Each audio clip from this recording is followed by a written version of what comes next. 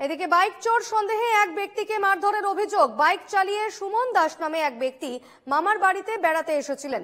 সে সময় এক ব্যক্তি বাইক নিয়ে চম্পট দেওয়ার চেষ্টা করে বলে অভিযোগ। স্থানীয়রা জানতে পেয়ে চোর সন্দেহে মারধরও করে। খবর পেয়ে ধূপগুড়ি থানার পুলিশ উত্তেজিত জনতার হাত থেকে উদ্ধার করে ওই ব্যক্তিকে এবং থানায় নিয়ে যায়।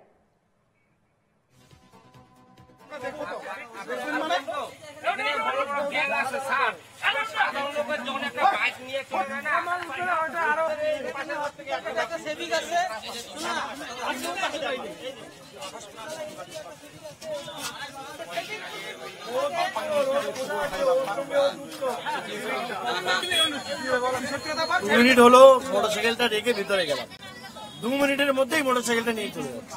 কে ধরলো প্রথমে? এখানে বাচ্চা কাচ্চা দেখছিল মোটরসাইকেলটা নিয়ে যাচ্ছে, ওরা ভাবলো যে দাদা এখনই আসলো, মোটরসাইকেলটা নিয়ে চলে যাচ্ছে। তখনই ওরা আওয়াজ দেওয়ার পরে আমরা বেরিয়ে আসলাম। হাই রোড থেকে 20 মিটার দূরে এখান থেকে মোটরসাইকেল খুলে চাবি নিয়ে চলে যাচ্ছে। তার সঙ্গে আরো লোক আসে, এ তো একা সম্ভব নয়, আরো লোক আসে, সবাই মিলে ধরলো, ধরে বলে এখন পুলিশকে ফোন করলো, পুলিশ নিয়ে যাচ্ছে।